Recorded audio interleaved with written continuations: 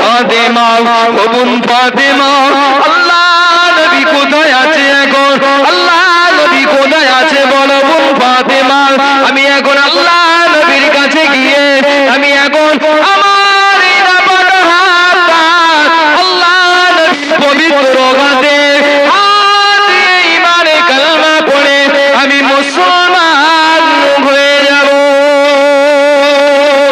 আর জোরে বলুন ওই সময় গিয়ে হযরতে ওমর রাদিয়াল্লাহু তাআলা ওই সময় দেখতে পাওয়া গেল দৌড়ে দৌড়ে দৌড়ে দৌড়ে মসজিদ নববী শরীফের দিকে রওনা দিলেন।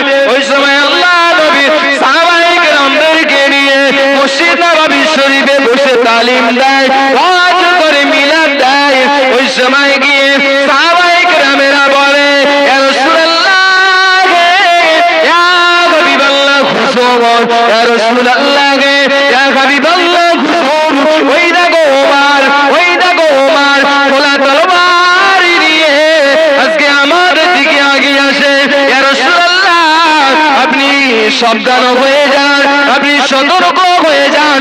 ওই সময় গিয়ে আল্লাহ নবী বলে ও আমার সাহাবীরা তোমরা দেখো ওমর দৌড়ায় আমাকে মার্ডার করার জন্য, আর আমি নবী দেখি ওমর আমার হাতে হাত দিয়ে ঈমানে কালেমা পড়ে মুসলমান হবে।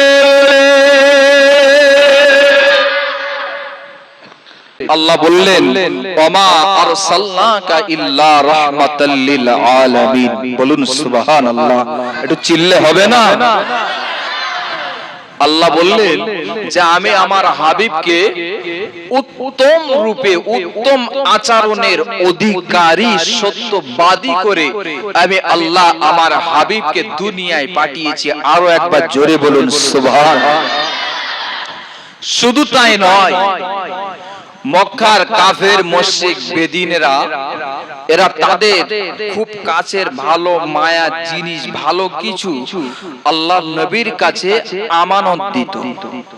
মানে যেমন আমরা অনেকে আছে অনেকের প্রতি বিশ্বাস করে কিছু জিনিস রাখতে দেই, যে কিছু টাকা হোক কি কোন একটা দামি সম্পদ হোক রাখতে দেই না দেই না দেই।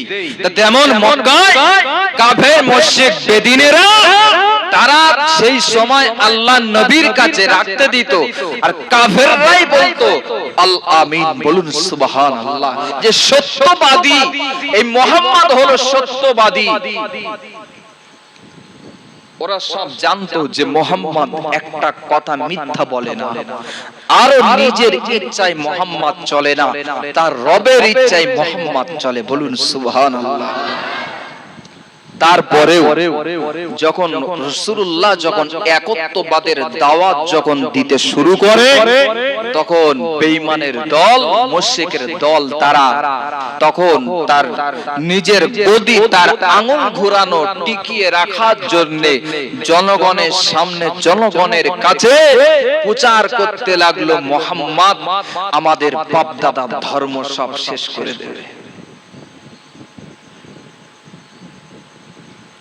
যে নবীকে আল্লাহ বললেন যে আমি এই নবীকে পাঠালাম আমার মনোনীত নবী করে। বলুন সুবহানাল্লাহ। পৃথিবীতে আরো অনেক নবী এসেছে, কোন নবীর শানে আল্লাহ এভাবে বলেনি। আল্লাহ আমাদের নবীর শানে বললেন যে আমার মনোনীত নবী। এবং শুধু তাই নয়, আমার নবীর প্রতি আমি যে কিতাব নাজিল করেছি এই কিতাব হলো বিশ্বের সারা বিশ্ব থেকে দামি, আল্লাহর কাছে সবথেকে দামি পছন্দনীয়। আল্লাহ অনেকগুলি কিতাব আল্লাহ নাজিল করেছে, সর্বশেষ যেটা নাজিল করেছে সেটা কোরআন মাজিদ। 23 বছর ধরে কোরআন নাজিল হয়েছে। কত বছর? 23 বছর ধরে কোরআন নাজিল হয়েছে। কখনো একটা সূরা নাজিল হয়েছে, কখনো একটা আয়াত, কখনো পাহাড়ে, কখনো জাবালে, কখনো মদিনায়, কখনো মক্কায়, কখনো হেরা গুহায়। একবার জোরে বলুন সুবহানাল্লাহ। সেই কোরআনুল কারীমের আয়াতগুলোকে আল্লাহর রাসূল এবং আল্লাহর রাসূলের সাহাবায়ে কেরামেরা সব একত্রিত করে সংগ্রহ করে একটা কিতাবের রূপ দিলেন। আরো একবার চিল্লে হবে সুবহানাল্লাহ। মুসলমান ঘরে ছেলে মেয়েরা, বড় তরুণীরা, এ নবী পাকের প্রেমিক প্রেমিকেরা গভীরভাবে উপলব্ধি করুন, আল্লাহ নবী দিন দুনিয়ার বাদশা নবী নবী জনাবে মুহাম্মদুর রাসূলুল্লাহ সাল্লাল্লাহু আলাইহি ওয়াসাল্লাম নবী যেদিনে একত্ববাদের দাওয়াত শুরু করে দেয়, যেদিনে নবী একত্ববাদের দাওয়াত দিতে শুরু করে, গোপনে গোপনে যখন দাওয়াত দেয়, ওই সময় থেকে আল্লাহ নবী কয়েকজন সাহাবায়ে কেরামেরা গোপনে গোপনে গোপনে গোপনে টোটাল 39 জন সাহাবায়ে কেরামেরা ইসলামের ছায়া তলে তারা জায়গা পেলে। হযরতে ওমর ফারুক রাদিয়াল্লাহু তাআলা আনহু যত সময় ইসলাম গ্রহণ না করেছে তার আগ মুহূর্ত পর্যন্ত 39 জন ছিল। টোটালে রাসূলুল্লাহ 3 বছর গোপনে দাওয়াত দিয়ে টোটাল 39 জন ইসলামের কালমা, ইসলামের ছায়া ঝান্ডা ধরতে পেরেছে। এবং হযরতে ওমরকে দিয়ে 40 পুরিয়ে নিলেন। কিন্তু আল্লাহর রাসূল দোয়া করতেন, যখনই হাত তুলতেন বলতেন আল্লাহ হয় আবু জেহেল না হয় হযরতে ওমরকে আল্লাহ তুমি এই ইসলামের খাদেম তুমি বানিয়ে দাও। একবার জোরে বলুন সুবহানাল্লাহ। আল্লাহ সেই দোয়া, নবীর দোয়া কবুল করে আল্লাহ ওমরের কপালে নসিব করেছে। আরো একবার চিল্লে হবে সুবহানাল্লাহ। একদিন দারুন নাদওয়ায় আবু জেহেল বললেন যে মুহাম্মাদের যেই গর্দান দিতে পারবে, যে নিয়ে আসতে পারবে, তাকে এত পুরস্কৃত করব, এত পুরস্কার দেব যে আজকে মানে এই পর্যন্ত আমি কাউকে এমন পুরস্কার দেইনি। দারুন নাদওয়া থেকে ঘোষণা হলো, ওমর বলছে আমি যাব, আমি। তখন ওমরের সামনে কেউ যেতে ভয় পেত, যে ওমর এত রাগান্বিত ছিল, এত রাগ ছিল, এত কড়া মেজাজ ছিল। কিন্তু ওমর কিন্তু খুব শিক্ষিত একটা পণ্ডিত মানুষ ছিল।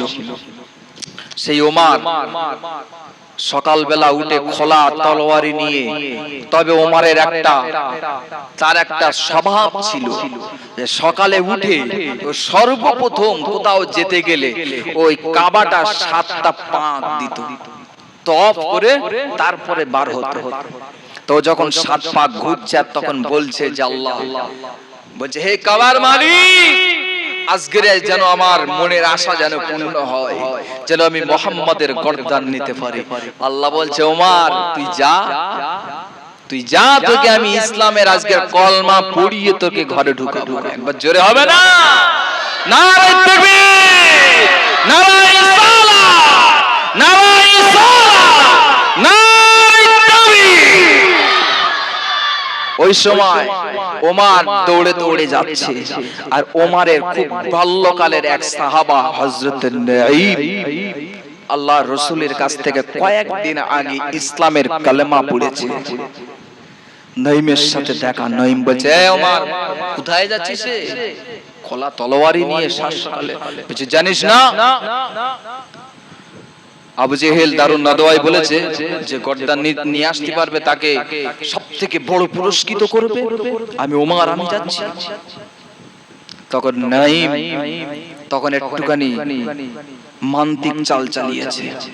মান্তিক বোঝে? মান্তিক আলেম ওলামারা ভালো বোঝে, মাদ্রাসার ছাত্ররা ভালো বোঝে। মান্তিকটা কি আমি বলছি। ওই সময় ওমর বলছে কেন নাঈম, তুই কি শুধু ইসলামের কলমা পড়লি নাকি রে?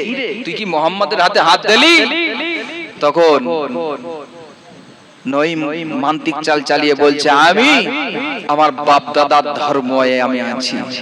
বাপ দাদার ধর্ম বলতে আমাদের জাতির পিতার নাম কি? জোরে বলেন।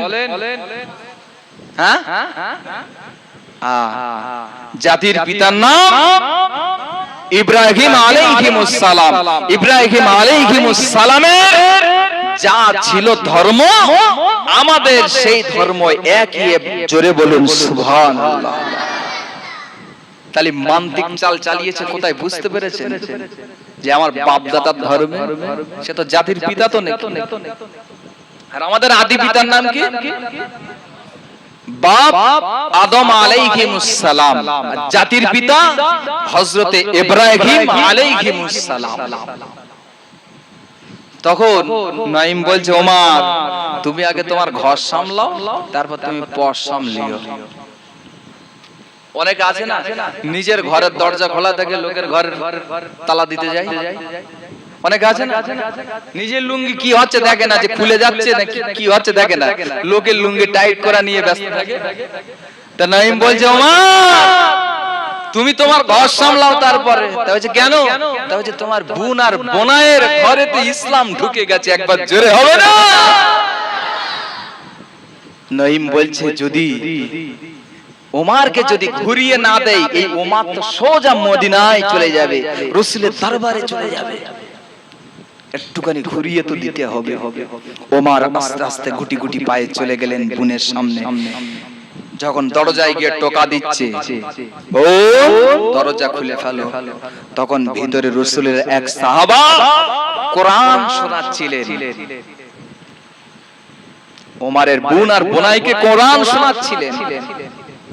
ওই সময় তাড়াতাড়ি করে ওমরের বোন ফাতেমা তাড়াতাড়ি করে সেই কোরআনটা একটা গন্তব্য স্থানে রেখে দিল, এবং সেই রাসূলের সেই সাহাবাকে একটা আড়াল জায়গায় রেখে দিয়ে ওই সময়তে দরজা খুলে দিয়ে ওমর বলছে, কি পড়ছিস তোরা?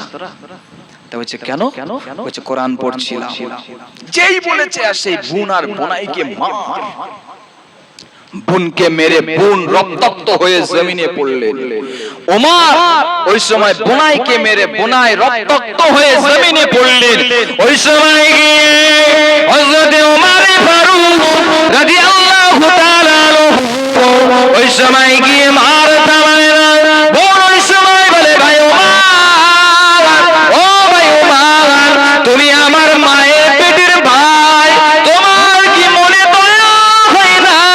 তোমার কি একটু মায়া হয় না? আমার রক্ত থেকে তোমার কি একটু চোখে পানি আসে না? ও ভাই ওমর, তোমার দিল কি একটু কাঁদে না? ও ভাই ওমর, তোমার কি একটু দয়া হয় না?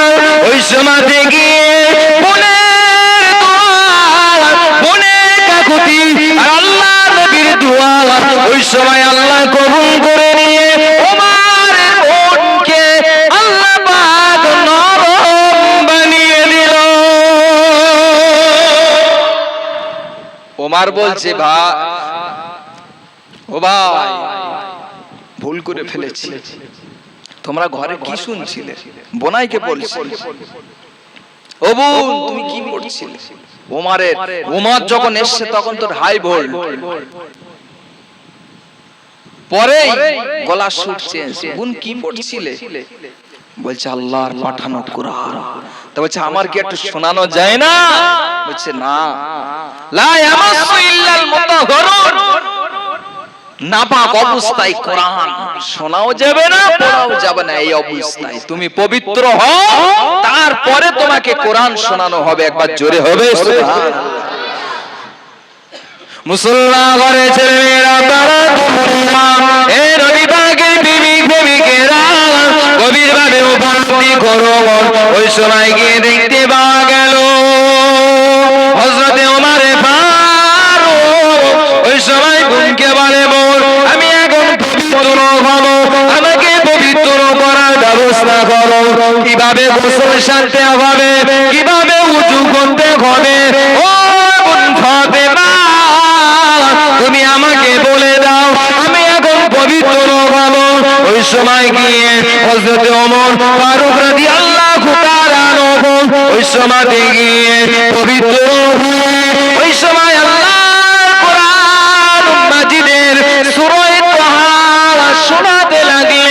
সুরাই তোবা যখন শোনায় ওই সময় ওমরের মন এত গলে যায়, বোনকে বলে বোন ফাতেমা, ও বোন ফাতেমা, আল্লাহ নবী কোথায় আছে এখন?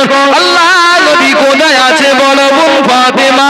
আমি এখন আল্লাহ নবীর কাছে গিয়ে আমি এখন আমার এই নাপাক হাতটা আল্লাহ নবীর পবিত্র হাতে হাত দিয়ে ঈমানে কালেমা পড়ে আমি মুসলমান হয়ে যাব।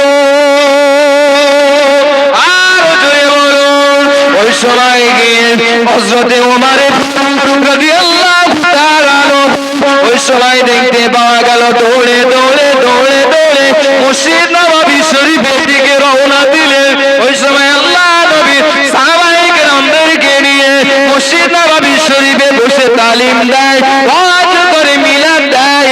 ওই সময় গিয়ে সাহাবায়ে কেরামেরা বলে, ইয়া রাসূলুল্লাহ, ইয়া হাবিবাল্লাহ খুশুম, ইয়া রাসূলুল্লাহ, ইয়া হাবিবাল্লাহ খুশুম। ওই দেখো ওমর, ওই দেখো ওমর খোলা তরবারি নিয়ে আজকে আমাদের দিকে এগিয়ে আসে। ইয়া রাসূলুল্লাহ, আপনি সাবধান হয়ে যান, আপনি সতর্ক হয়ে যান। ওই সময় গিয়ে আল্লাহ নবী বলে, ও আমার সাহাবীরা, তোমরা দেখো ওমর দৌড়ায় আমাকে মার্ডার করার জন্য, আর আমি নবী দেখি ওমর আমার হাতে হাত দিয়ে ঈমানের কালেমা পড়ে মুসলমান হবে বলে। ও সাহাবীরা, তোমরা দেখছো যে উমর আমার গর্দান নিতে আসছে, আর আমি নবী দেখছি যে আমার হাতে সে হাত দিয়ে ঈমানে কালেমা পড়ে আজকে মুসলমান হবে বলে। আরো একবার চিল্লে বলে সুবহানাল্লাহ।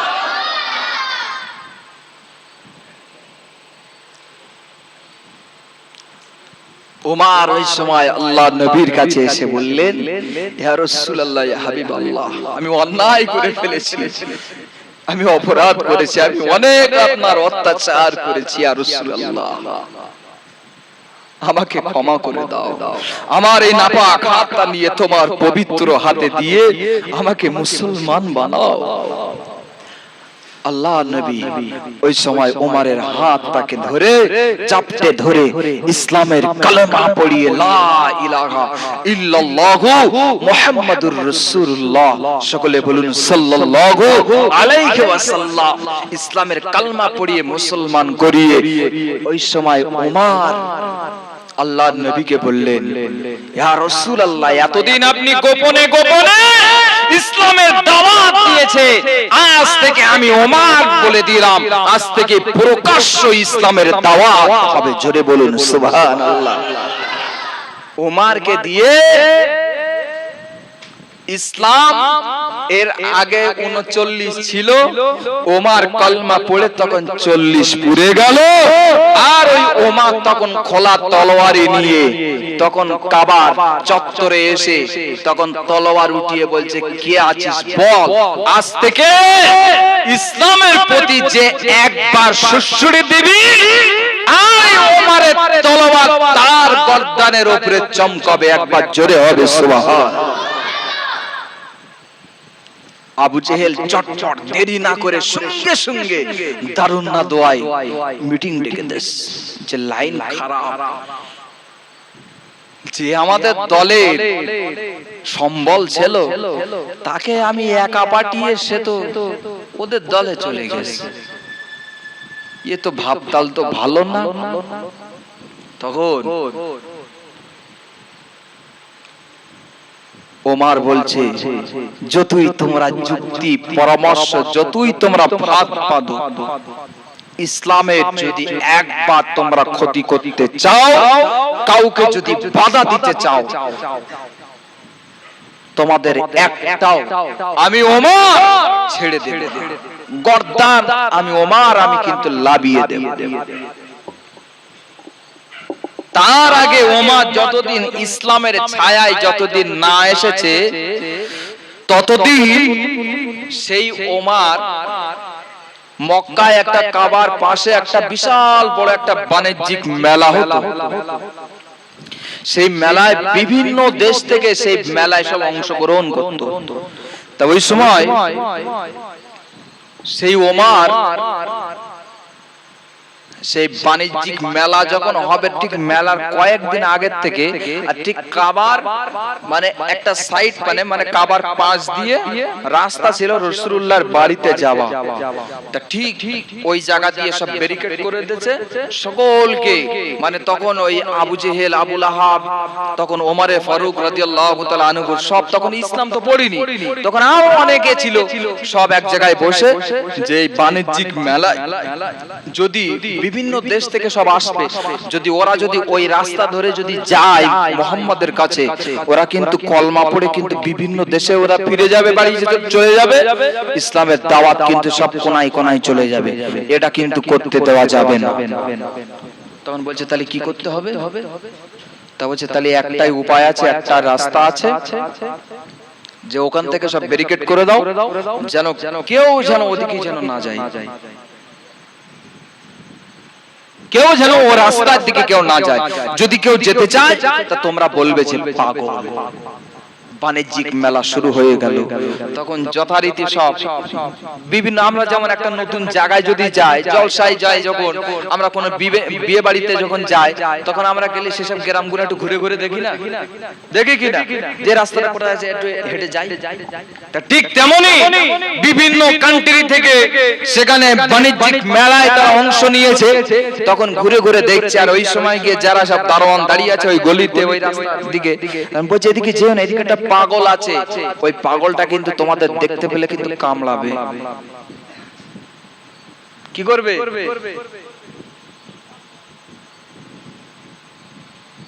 ওদিকে টোটালি যেও না। মুসলমান ঘরে ছেলে মেয়েরা, পাড়া তরুণেরা, এ নবী পাকের প্রেমিক প্রেমিকেরা, গভীর ভাবে উপলব্ধি করো, ঠান্ডা বেরেন দিয়ে ভাবো, আল্লাহ নবী যে সময় গিয়ে ওই বাণিজ্যিক মেলা হয়, আল্লাহ নবী ওই সময়তে কাবা চাতওয়ালে এসে ওই সময়তে নেমাতি কোরআন মাজিদ তেলাওয়াত করে, ওই সময় গিয়ে কোরআন পড়ে, এমন সুর দিয়ে এত সুন্দর একটা মায়াবী সুরে, জান্নাতি সুরে কোরআন পড়ে, ওই সময় গিয়ে চতুর্দিকে সব কান্ট্রির মানুষেরা ওই সময় গিয়ে কাবা চতুর্দিক থেকে শুনতে লাগে যে এত সুন্দর একটা মধুর আওয়াজ, আর